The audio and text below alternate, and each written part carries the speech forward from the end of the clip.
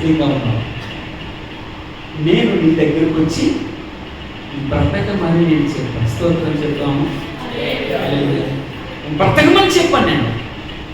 నేను నీ దగ్గరికి వచ్చాను, నేను చూచాను, చూచి బ్రతకమని చెప్పాను. భగవంతుడు మన పట్ల తప్పిపోయింది. ఒక నాన్న పోతే పోయిందిలే, 9 ఉన్నాయని అనుకుంటుందా? దేవుడు అనుకుంటున్నానా? లేదు. 99 మంది ఉన్నాయని ఎందుకు వాడి అనుకున్నాడా?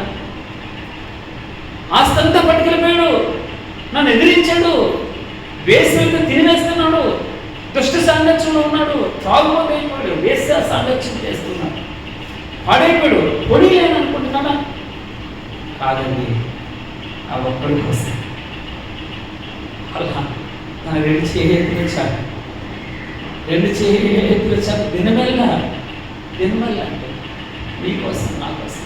ఇంకే ఆరాధన చేసేటప్పుడు కుక్క తన వాంతికి తిరిగినట్లు మళ్ళా పాపం తిరగకుండా, కుక్క తన వాంతికి తిరగకుండా కడగబడిన పంది మరలా బురదలో దొరికినట్టు అదే పాపం చేసిన పాపమే చేసింది. కనులను పరిశుద్ధంగా ఉంచుకుంటే, చెవులు పరిశుద్ధంగా ఉంచుకుంటే, హృదయం పరిశుద్ధంగా ఉంచుకుంటే ఆరాధన చేయాలి. నీవు కలుగు చేసిన విధంగా చూడగా నాకు భయం పడుతుంటాడు, ఆశ్చర్యము కలుగుతుంది.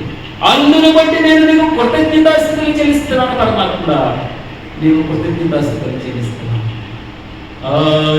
హల్లెలూయా, హల్లెలూయా.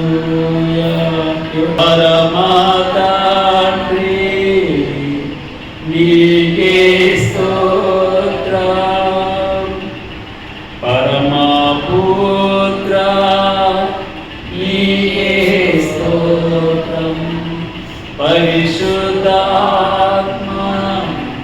నీకే స్తోత్రం. Thank you Jesus, thank you Jesus.